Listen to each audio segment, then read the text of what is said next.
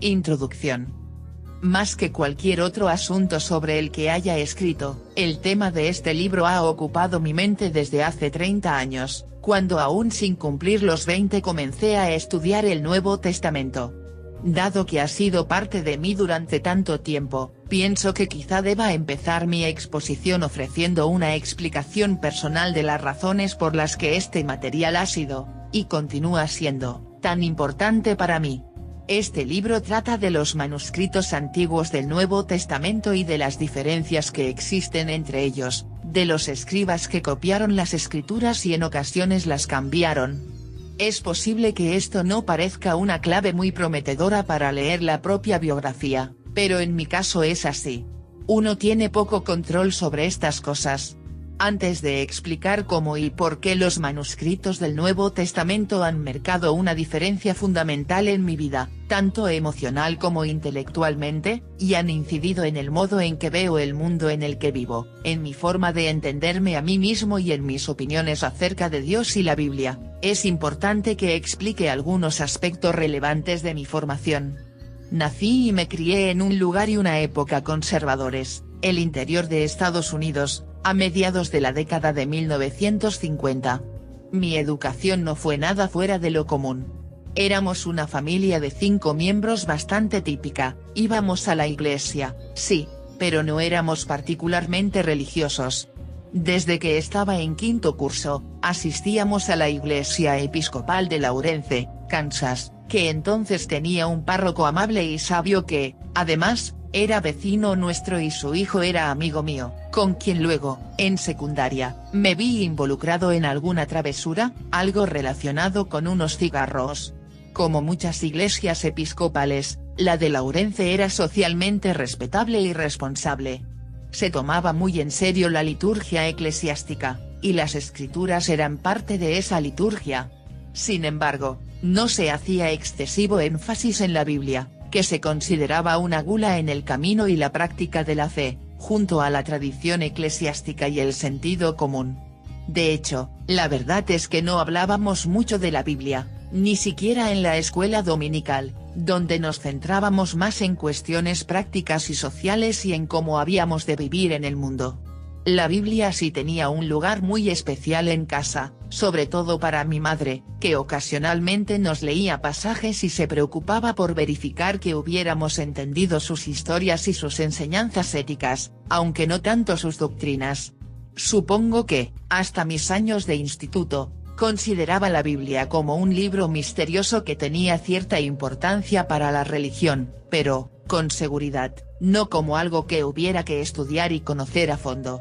Sentía que era algo antiguo, ligado de forma inextricable a Dios, la Iglesia y el culto, pero, incluso así, no veía ninguna razón para dedicarme por mi cuenta a su lectura y estudio.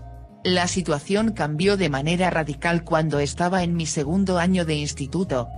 Fue entonces cuando tuve una experiencia de renacimiento, en un escenario bastante diferente del de mi parroquia habitual. Yo era entonces un típico chico marginal, un buen estudiante que se interesaba y participaba en los deportes escolares, pero no destacaba en ninguno de ellos, y que se interesaba y participaba en la vida social, pero no se codeaba con la élite que formaban quienes eran populares en el instituto. Recuerdo que en esa época sentía una especie de vacío que nada parecía capaz de llenar, ni las salidas con mis amigos, con los que iba a fiestas en las que bebíamos bastante, ni las citas, empezaba a introducirme en el misterum tremendum del mundo del sexo, ni la escuela, me esforzaba mucho y lo hacía bien, pero no era una superestrella, ni el trabajo, era vendedor puerta a puerta para una compañía que ofrecía productos para ciegos, ni la iglesia, era monaguillo y un joven bastante devoto, uno tenía que serlo los domingos por la mañana, en vista de todo lo que ocurría los sábados por la noche. Ser adolescente conlleva cierta sensación de soledad, pero, como es evidente, entonces no advertía que lo que me pasaba estaba relacionado con el hecho de ser adolescente y pensaba, en cambio, que algo me faltaba. Fue entonces cuando empecé a asistir a las reuniones de un club Campus Life de Juventud para Cristo, IF por sus siglas en inglés, que se celebraban en casas de jóvenes de la localidad, La primera a la que acudí tuvo lugar en una fiesta en el patio de la residencia de un chico que era bastante popular, y eso me hizo pensar que el grupo debía de estar bien. El líder del grupo se llamaba Bruce, tenía 20 y tantos años y se ganaba la vida dedicándose a esa clase de cosas, organizaba clubes locales de juventud para Cristo, intentaba convertir a jóvenes de instituto en cristianos renacidos y buscaba luego que se involucraran en el estudio juicioso de la Biblia, las reuniones de oración y demás actividades similares. Bruce era una persona simpática desde cualquier punto de vista. Era más joven que nuestros padres, pero mayor y más experimentado que nosotros, y tenía un mensaje poderoso, a saber, que el vacío que sentíamos dentro, éramos adolescentes, todos sentíamos un vacío. Se debía a que no teníamos a Cristo en nuestros corazones. Solo con que se lo pidiéramos, Cristo entraría en ellos y nos llenaría de la alegría y la felicidad que únicamente los salvos pueden conocer. Bruce era capaz de citar la Biblia a discreción, y lo hacía de forma asombrosa. Dada la reverencia que sentía por la Biblia, y mi ignorancia sobre ella, todo cuanto él decía sonaba en extremo convincente. Y su mensaje era muy diferente del que yo encontraba los domingos en la iglesia, donde la celebración implicaba un ritual viejo y respetable que parecía más adaptado a las necesidades de los adultos, también ellos viejos y respetables, que a la de unos chicos que deseaban diversión y aventura, pero que se sentían vacíos en su interior. Para abreviar una historia ya de por sí breve, finalmente me acerqué a Bruce, acepté su mensaje de salvación, le pedí a Jesús que entrara en mi corazón y experimenté un renacimiento auténtico y sincero. Aunque había nacido en realidad 15 años antes, la experiencia fue para mí nueva y excitante y significó el comienzo de un viaje por los senderos de la fe que sufrió enormes giros y reveses y terminó, en última instancia, en un callejón sin salida, uno que se revelaría, en realidad, como un nuevo rumbo, el que tomé hace más de 30 años. Quienes teníamos estas experiencias de renacimiento nos considerábamos cristianos verdaderos, en oposición a todos aquellos cristianos que en realidad no tenían a Cristo en sus corazones y se limitaban a ir rutinariamente a la iglesia y orar de manera superficial. Una de las cosas que nos diferenciaba de este tipo de personas era nuestro compromiso con el estudio de la Biblia y con la oración, pero sobre todo con el estudio de la Biblia. Bruce era un apasionado de las escrituras, se había formado en el Moody Bible Institute, en Chicago, y podía citar una respuesta de la Biblia a cualquier pregunta que pudiéramos imaginar, y también a muchas que nunca se nos habría ocurrido imaginar.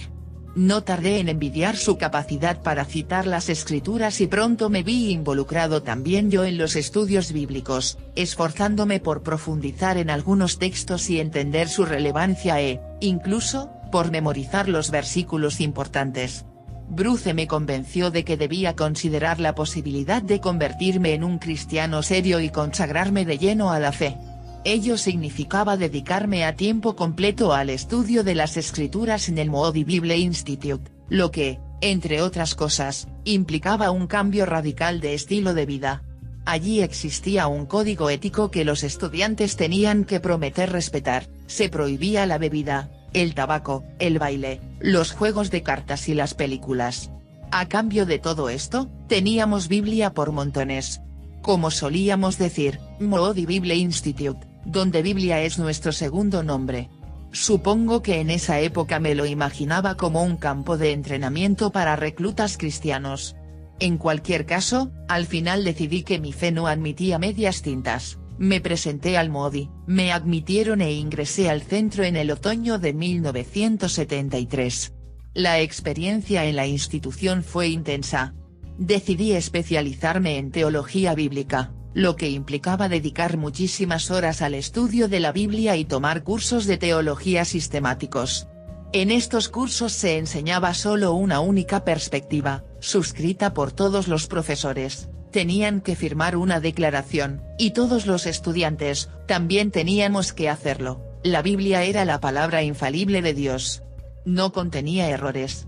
Era por completo producto de la inspiración divina en cada una de sus palabras, inspiración plenaria y verbal. Todos los cursos a los que asistí mientras estuve allí presuponían y enseñaban esa perspectiva, cualquier otro punto de vista se consideraba equivocado o incluso herético. Algunos, supongo, hubieran considerado algo así un lavado de cerebro. Para mí, era un enorme avance desde la tímida concepción de la Biblia que, como episcopaliano social, albergaba a comienzos de la adolescencia. Esto era cristianismo duro, solo al alcance de los realmente comprometidos. Sin embargo, había un problema evidente en la afirmación de que la Biblia era producto de la inspiración divina en cada una de sus palabras. Como aprendimos en Moody, en uno de los primeros cursos de los estudios, en realidad no tenemos los manuscritos originales del Nuevo Testamento.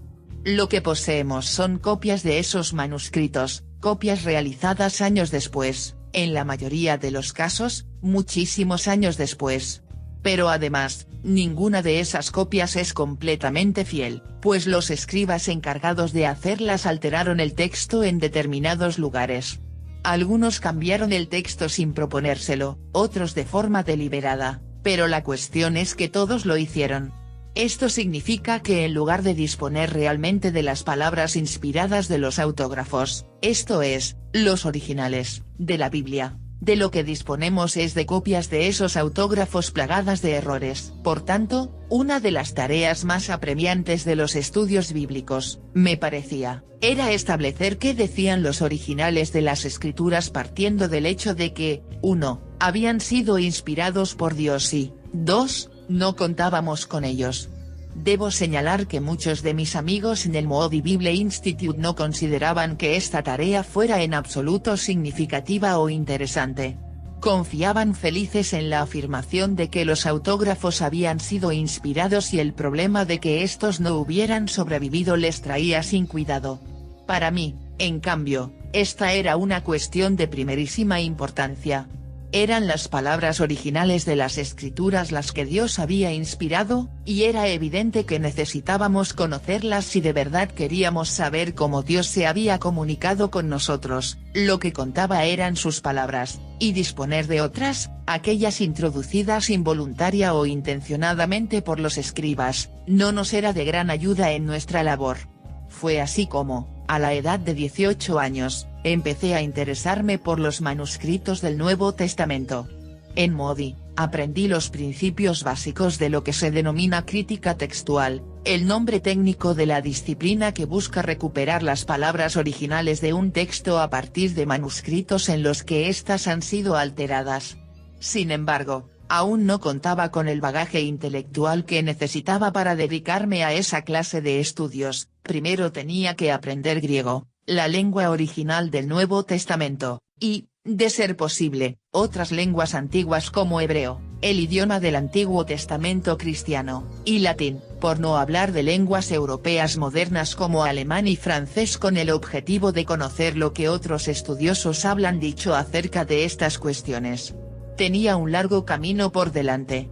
Al final de los 3 años que pasé en Moody, esa era la duración de la diplomatura, me había ido muy bien en mis cursos y estaba más decidido que nunca a convertirme en un estudioso cristiano.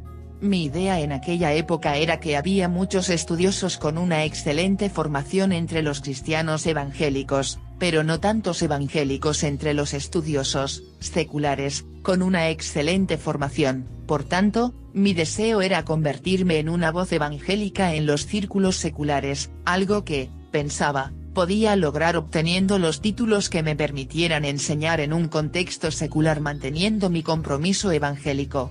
En cualquier caso, lo primero que tenía que hacer era completar mi licenciatura, y para hacerlo decidí inscribirme en una universidad evangélica de alto nivel. Escogí el Wheaton College, en las afueras de Chicago. En Moody me advirtieron de que quizá tendría problemas para encontrar cristianos auténticos en Wheaton, lo que demuestra cuán fundamentalista era la institución en la que había empezado mi formación. Wheaton es una universidad exclusivamente para evangélicos y es el alma mater, por ejemplo, de Billy Graham. Y, de hecho, en un primer momento me pareció algo liberal para mis gustos. Allí, los estudiantes hablaban de literatura, historia y filosofía más que de la inspiración divina de las escrituras. Es cierto que se ocupaban de tales temas desde una perspectiva cristiana, pero incluso así, ¿era posible que no se dieran cuenta de lo que realmente importaba? En Wheaton decidí especializarme en literatura inglesa. La lectura era desde hacía mucho tiempo una de mis pasiones y era consciente de que si quería introducirme en los círculos académicos necesitaba profundizar en otra área de estudio diferente de la Biblia. Asimismo, decidí empezar a aprender griego. Por tanto, fue durante mi primer semestre en Wheaton cuando conocí al Dr. Gerald Authorne, mi profesor de griego, una persona cuya influencia en mi vida, como estudioso, maestro y, finalmente, amigo, sería decisiva. Authorne, como la mayoría de mis profesores en Wheaton, era un cristiano evangélico comprometido, pero uno al que no le daba miedo plantear preguntas y cuestionar su fe. Inicialmente esta característica me pareció un signo de debilidad, entonces yo estaba convencido de que tenía prácticamente todas las respuestas a las preguntas que Authorne planteaba, pero al final terminé considerándola una prueba de la autenticidad de su compromiso con la verdad, una disposición a estar abierto a la posibilidad de que las propias opiniones tengan que ser revisadas a la luz de nuevos conocimientos y nuevas experiencias vitales. Aprender griego fue una experiencia sumamente emocionante. Los principios básicos del idioma se me dieron bastante bien y siempre estaba ansioso por saber más. No obstante, en un nivel más profundo, el estudio de esta lengua fue también una experiencia algo perturbadora, tanto en términos personales como para mi concepción de las Escrituras. Muy temprano advertí que el significado y los matices del Nuevo Testamento solo podían comprenderse plenamente cuando se lo estudiaba en su lengua original, y lo mismo ocurre con el Antiguo Testamento, como aprendería más tarde al estudiar hebreo. Esta, pensaba, era una razón aún más fuerte para conocer la lengua a fondo. Sin embargo, al mismo tiempo, ello hizo que empezara a cuestionarme mi forma de entender las Escrituras en tanto inspiradas verbalmente por Dios. Si el verdadero sentido de las palabras de las Escrituras solo podía captarse al estudiarlas en griego, y en hebreo, ¿no implicaba eso que la mayoría de los cristianos, que desconocen las lenguas antiguas, nunca podría acceder de forma completa al mensaje que Dios quería comunicamos?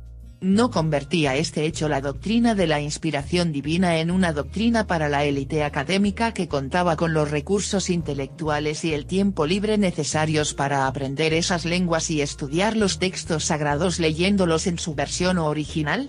¿De qué nos servía afirmar que Dios inspiraba esas palabras cuando la mayoría de las personas no tenía ninguna posibilidad de acceder a ellas sino a través de traducciones más o menos torpes a idiomas modernos en las que las palabras originales desaparecían? Mi cuestionamiento se hizo aún más complejo cuando empecé a reflexionar sobre los manuscritos que nos transmitieron las palabras de las Escrituras. Cuanto más griego estudiaba, más crecía mi interés por los manuscritos que preservaron el Nuevo Testamento hasta nuestros días y por la disciplina de la crítica textual, que supuestamente podía ayudarnos a reconstruir las palabras originales de las Escrituras. Una y otra vez volvía a mi pregunta básica, ¿de qué nos servía proclamar que la Biblia era la palabra infalible de Dios, cuando en realidad no teníamos las palabras infalibles que Dios había inspirado sino solo las copias realizadas por los escribas, copias que en ocasiones eran correctas y en muchas ocasiones, no? ¿De qué nos servía afirmar que los autógrafos, los originales, habían sido inspirados? No teníamos los originales. Esa era la cuestión, teníamos solo copias plagadas de errores, y la enorme mayoría de ellas había sido realizada siglos después de que los originales hubieran sido compuestos y era evidente que difería de ellos en miles de formas distintas. Estas dudas me atormentaban y, al mismo tiempo, me impulsaban a profundizar cada vez más en el tema, en un esfuerzo por entender qué era en realidad la Biblia. Completé mi licenciatura en Wheaton en 2 años y, orientado por el profesor Authorne, decidí dedicarme a la crítica textual del Nuevo Testamento y estudiar con el mayor experto mundial en la materia, un erudito llamado Bruce M. Metzger, que enseñaba en el Seminario Teológico de Princeton. Una vez más, mis amigos evangélicos me desaconsejaron ir al Seminario Teológico de Princeton, pues, Según me dijeron, también allí tendría problemas para hallar cristianos verdaderos. A fin de cuentas, era un seminario presbiteriano, no precisamente un terreno fértil para los cristianos renacidos. Sin embargo, mis estudios de literatura inglesa, filosofía e historia, por no hablar del griego, habían ampliado mis horizontes de manera significativa, y mi pasión era ahora el conocimiento de todo tipo, sagrado y secular. Si conocer la verdad implicaba dejar de identificarme con los cristianos renacidos que había conocido en el instituto, que así fuera. Estaba resuelto a proseguir mi búsqueda donde quiera que ésta me llevara, y entendía que cualquier verdad que aprendiera no era menos verdad por el hecho de contradecir mis expectativas o no adaptarse con facilidad a las casillas y etiquetas de mi formación evangélica. Tras llegar al seminario teológico de Princeton, me matriculé de inmediato en cursos de hebreo y de exégesis griega, y rellené mi horario con cuantas materias del área pude. Tanto en términos personales como desde el punto de vista académico, las clases en Princeton me parecieron desafiantes. Sin embargo, mientras que los desafíos académicos los acogí con enorme agrado, los desafíos personales a los que hube de enfrentarme fueron emocionalmente bastante difíciles. Como he anotado, en Wheaton yo ya había empezado a cuestionarme algunos aspectos fundamentales de mi creencia en la infalibilidad de la Biblia como palabra de Dios. El estudio detenido en Princeton sometió esa creencia a un ataque aún más serio. Yo me resistía a la tentación de cambiar mis opiniones y encontré allí a varios compañeros que, como yo, provenían de escuelas evangélicas conservadoras y se esforzaban por mantener la fe, lo que, visto desde la distancia, me resulta una forma divertida de expresarlo, pues a fin de cuentas estábamos en un programa de teología cristiana. No obstante, mis estudios empezaron a hacer mella en mi resistencia. Un cambio trascendental tuvo lugar en mi segundo semestre en Princeton, cuando asistía a un curso que impartía un profesor muy venerado y piadoso llamado Cullen Story. El tema era la exégesis del Evangelio de Marcos, que era entonces, y sigue siendo, mi evangelio favorito. Para este curso, necesitábamos estar en condiciones de leer el texto de Marcos completamente en griego. La semana antes de que comenzara el semestre memoricé todo el vocabulario del Evangelio. Debíamos llevar un cuaderno de exégesis con nuestras reflexiones sobre la interpretación de pasajes clave, discutir los problemas de interpretación del texto y escribir un trabajo final sobre un problema interpretativo de nuestra propia elección. Yo escogí un pasaje de Marcos 2 en el que los fariseos cuestionan a Jesús después de que sus discípulos hubieran cruzado un sembrado y comido el grano en sábado. Jesús quiere mostrar a los fariseos que el sábado ha sido instituido para el hombre y no el hombre para el sábado, y para ello le recuerda lo que el rey David había hecho cuando, estando él y sus hombres hambrientos, había entrado en el templo en tiempos del sumo sacerdote Abiatar y comido los panes de la presencia, cuyo consumo solo estaba permitido a los sacerdotes. Uno de los problemas famosos de este pasaje es que cuando nos remitimos al episodio del Antiguo Testamento que Jesús cita, 1 Samuel 21, 1:6, descubrimos que David no comió el pan consagrado cuando Abiatar era sumo sacerdote sino cuando Ahimelech, el padre de Abiatar, lo era. En otras palabras, este es uno de aquellos pasajes que evidencian que, en lugar de ser absolutamente infalible, la Biblia contiene errores. En el trabajo que escribí para el profesor Story, desarrollé una argumentación larga y compleja con el propósito de demostrar que aunque Marcos señala que lo ocurrido tuvo lugar en tiempos del sumo sacerdote Abiatar, esto no significa en realidad que Abiatar fuera entonces el sumo sacerdote, sino que los hechos habían tenido lugar en la parte de las escrituras en la que Abiatar es uno de los personajes principales. Mi exposición se fundaba en el significado de las palabras griegas involucradas y era bastante intrincada. Yo estaba absolutamente convencido de que el profesor Story sabría apreciar mis argumentos, pues creía que, como buen estudioso cristiano, él, al igual que yo, nunca pensaría que la Biblia podía contener algo que pudiera considerarse un error auténtico. Sin embargo, al final de mi ensayo el profesor escribió un simple comentario de una sola línea que, por alguna razón, me dio de lleno. Story escribió, quizá Marcos simplemente se equivocó. Eso me hizo pensar. Repasé todo el ensayo que tanto me había costado escribir y comencé a darme cuenta de que, para sortear el problema, había tenido que proponer una exégesis bastante imaginativa y que mi solución era, en realidad, más bien forzada. Al final concluí, quizá Marcos sí se equivocó. Una vez reconocí este hecho, las puertas se abrieron por completo. Pues si podía haber un error mínimo e insignificante en Marcos 2, era posible que hubiera también errores en otros lugares. Quizá más adelante, en Marcos 4, cuando Jesús dice que la semilla de mostaza es más pequeña que cualquier semilla que se siembra en la tierra, por lo que tal vez no necesitaba ingeniarme una explicación extravagante para dar cuenta del hecho de que la semilla de mostaza es la más pequeña de todas las semillas cuando sabía muy bien que no lo era. Y quizá estos errores también se dieran en cuestiones de mucha más trascendencia. ¿Acaso cuando Marcos dice que Jesús fue crucificado el día después de la cena pascual, Marcos 14, 12, 15, 25, y Juan dice que murió antes, el día de la preparación de la Pascua, Juan 19, 14, estamos ante un desacuerdo real entre ambos evangelios?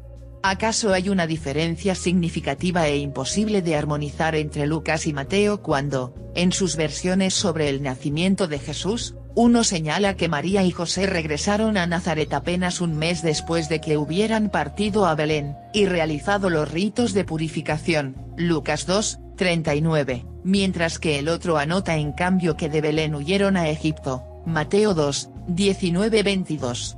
O cuando Pablo dice que después de haberse convertido en el camino de Damasco no fue a Jerusalén para conocer a los apóstoles que le habían precedido, Gálatas 1, 16-17, mientras que en Hechos se nos dice que eso fue lo primero que hizo tras salir de Damasco, Hechos 9, 26.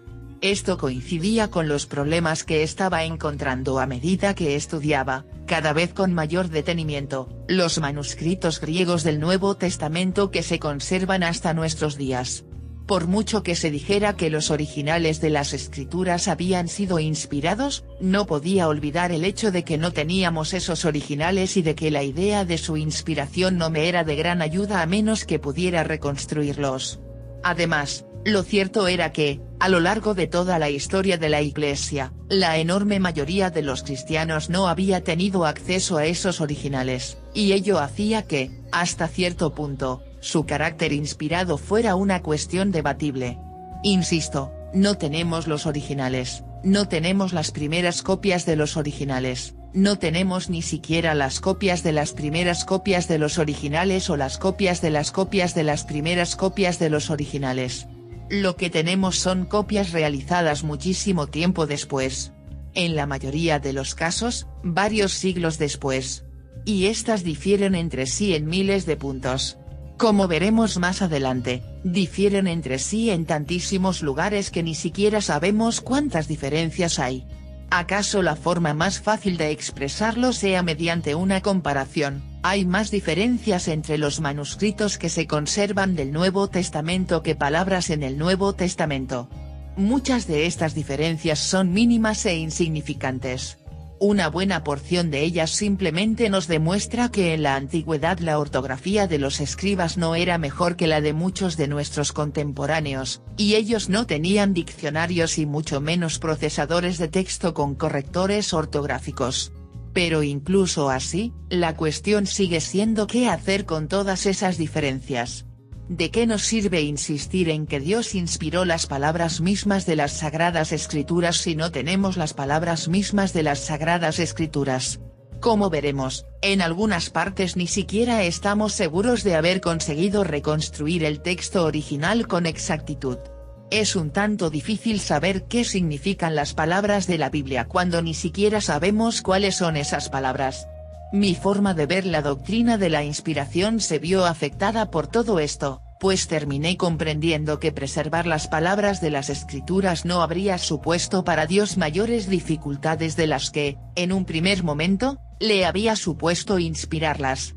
Si Dios quería que su pueblo tuviera sus palabras, se las habría dado, y quizá en una lengua que éste pudiera entender, en lugar de hacerlo en griego y en hebreo. El hecho de que no contáramos con esas palabras, razoné, demostraba que Dios no las había preservado para nosotros. Y si Él no había realizado este milagro, parecía haber buenos motivos para pensar que no hubiera tampoco realizado el milagro previo de inspirarlas. En resumen, mi estudio del texto griego del Nuevo Testamento, así como mi investigación sobre los manuscritos que nos lo transmitieron, me llevaron a replantear por completo mi forma de entender la Biblia. Este fue un cambio de proporciones sísmicas en mi vida.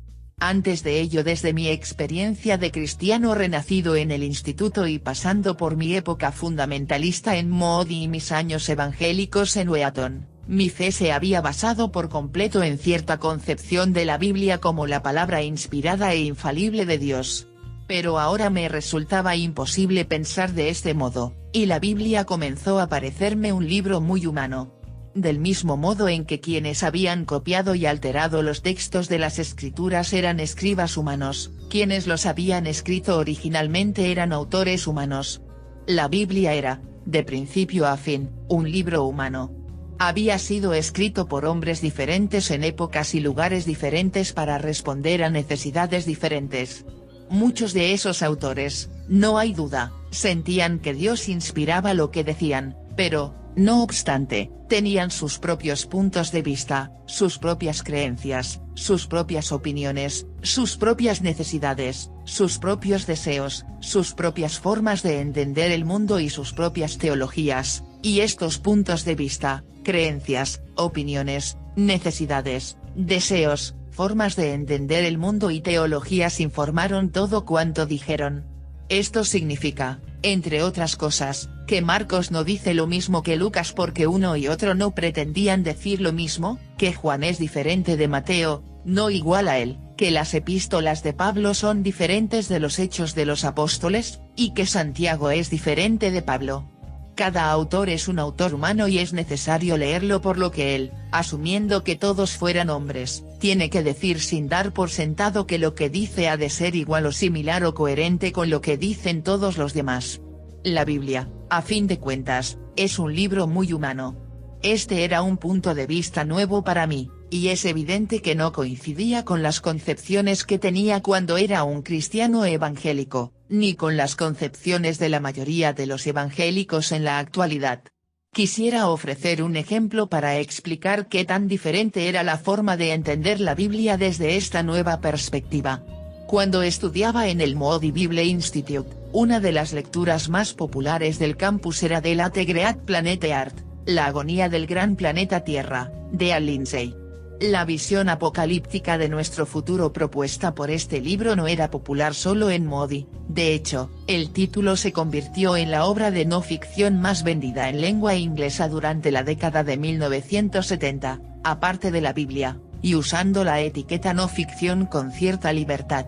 Al igual que quienes estudiábamos en Moody, Lindsey creía que la Biblia era absolutamente infalible en cada una de sus palabras, hasta el punto de que era posible leer el Nuevo Testamento y conocer no solo cómo Dios quería que viviéramos y qué quería que creyéramos, sino también qué planeaba hacer Dios en el futuro y cómo iba a hacerlo. El mundo se encaminaba a una crisis apocalíptica de proporciones catastróficas, y las infalibles palabras de las Escrituras podían mostrarnos qué iba a ocurrir, cuándo y cómo. El cuándo, en particular, me inquietaba mucho. Lindsey consideraba que la parábola de la higuera era un indicativo de cuándo podíamos esperar que ocurriera el Armagedón. Los discípulos de Jesús quieren saber cuándo llegará el fin, y Jesús le responde, de la higuera aprended esta parábola, cuando ya sus ramas están tiernas y brotan las hojas, sabéis que el verano está cerca, así también vosotros, cuando veáis esto, sabed que él está cerca, a las puertas. Yo os aseguro que no pasará esta generación hasta que todo esto suceda. Mateo 24, 32-34. ¿Qué significa esta parábola? Lindsey, que pensaba que estas eran las palabras infalibles de Dios, descifra su mensaje señalando que en la Biblia la higuera se utiliza con frecuencia como un símbolo de la nación de Israel. ¿Qué significa el brote de sus hojas? Significa que la nación, tras haber dormido durante una estación, el invierno, vuelve a la vida. ¿Y cuándo fue que Israel volvió a la vida? En 1948, cuando el Estado de Israel se convirtió en una nación soberana. Jesús afirma que el fin llegaría dentro de la generación que fuera testigo de este acontecimiento. ¿Y cuánto dura una generación en la Biblia? 40 años. Por tanto, he aquí la enseñanza inspirada por Dios, extraída directamente de los labios de Jesús. El fin del mundo tendrá lugar en algún momento antes de 1988, 40 años después del resurgimiento de Israel. Este mensaje nos parecía convincente.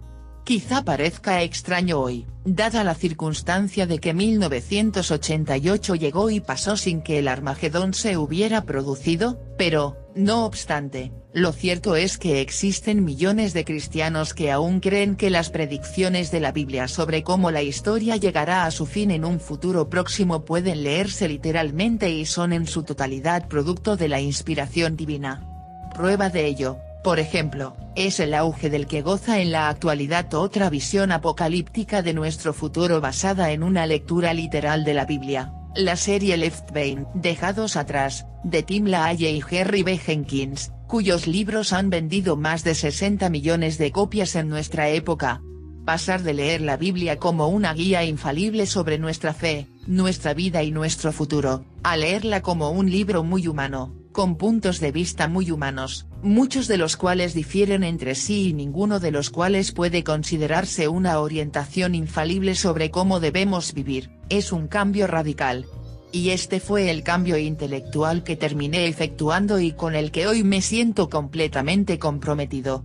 Muchos cristianos, por supuesto, nunca han defendido esta interpretación literal de la Biblia en primera instancia, y es probable que para ellos semejante concepción sea absolutamente unilateral y carente de matices, por no hablar de extravagante e inapropiada en cuestiones de fe. Sin embargo, un buen número de personas sí ve la Biblia de esta forma. Ocasionalmente me he encontrado con parachoques que lucen una pegatina que dice Dios lo dijo, yo lo creo y eso zanja la cuestión. Mi reacción es siempre la misma, ¿qué pasa si Dios no lo dijo? ¿Qué pasa si el libro que estos cristianos consideran que contiene las palabras de Dios contiene en su lugar palabras humanas? ¿Qué pasa si la Biblia no ofrece respuestas infalibles a cuestiones clave de la era moderna como el aborto, los derechos de la mujer, los derechos de los homosexuales, la supremacía de la religión, la democracia occidental y demás? ¿Qué pasa si tenemos que descubrir por nosotros mismos cómo hemos de vivir y qué hemos de creer, sin erigir la Biblia en un falso ídolo, en un oráculo que nos ofrece un canal directo para comunicarnos con el Todopoderoso? Hay razones claras para pensar que la Biblia no es en realidad ese tipo de guía infalible para nuestras vidas que el fundamentalismo cristiano pretende, entre ellas que, como he señalado, en muchos lugares los estudiosos y los lectores habituales no sabemos siquiera cuáles eran en verdad las palabras originales del texto. Mi teología personal cambió de forma radical al advertir este hecho, lo que me condujo por caminos muy diferentes de los que había recorrido desde el final de mi adolescencia y el comienzo de mi vida adulta. Hoy continúo apreciando la Biblia y los múltiples y variados mensajes que contiene, y del mismo modo he aprendido a valorar otros escritos de los primeros cristianos, textos compuestos más o menos por la misma época que los libros del Nuevo Testamento o poco después de estos, como las obras de figuras menos conocidas como Ignacio de Antioquía, Clemente de Roma y Bernabé de Alejandría, así como he llegado a apreciar las obras de escritores contemporáneos de otros credos, como Josefo, Luciano de Samosata y Plutarco. Todos estos autores intentaron comprender el mundo y su lugar en él, y todos tienen valiosas enseñanzas que ofrecemos.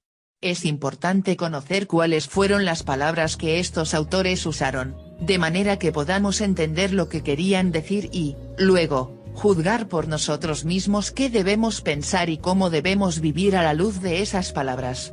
Esto me devuelve a mi interés por los manuscritos del Nuevo Testamento y al estudio de esos manuscritos desde la disciplina conocida como crítica textual. Estoy convencido de que la crítica textual es un campo de estudio irresistible y fascinante que tiene una importancia real no solo para los académicos sino para cualquiera que esté interesado en la Biblia. bien se trate de literalistas, de quienes se han recuperado del literalismo o de quienes nunca en su vida serán literalistas, así como para todo aquel que sienta alguna curiosidad por la Biblia como fenómeno histórico y cultural.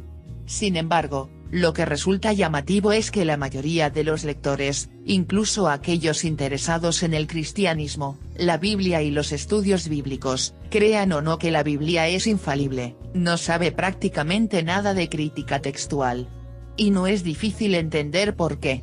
A pesar de que este es un campo de investigación consolidado con más de 300 años de historia, apenas existen libros escritos sobre la materia dirigidos al público en general, esto es, para aquellos que no saben nada acerca de él, desconocen el griego y las demás lenguas necesarias para un estudio en profundidad e ignoran incluso que existe un problema con el texto, pero a los que les encantaría enterarse de cuáles son esos problemas y cómo los expertos los enfrentan. Este libro es una obra de ese tipo, la primera de su clase, según creo. Ha sido escrito para personas que no saben nada de crítica textual, pero que quizá quieran aprender algo sobre cómo los copistas alteraron los textos de las escrituras y cómo podemos reconocer que lo hicieron. Ha sido escrito a partir de los 30 años que he dedicado a pensar en la materia, y desde la perspectiva que hoy poseo, después de que mi concepción de la Biblia hubiera experimentado la transformación radical que he descrito aquí. Ha sido escrito para cualquiera que pueda tener interés en saber cómo llegó hasta nosotros el Nuevo Testamento, apreciar cómo en algunos casos ni siquiera sabemos cuáles fueron las palabras que emplearon los escritores originales, conocer el modo en que en ocasiones las palabras sufrieron curiosos cambios y la forma en que, a través de la aplicación de métodos de análisis bastante rigurosos, podemos reconstruir cuáles eran en verdad las palabras originales. En muchos sentidos, por tanto, este es un libro muy personal, el resultado de un largo recorrido vital. ¿Acaso, para otros, pueda convertirse también en parte de su propio camino?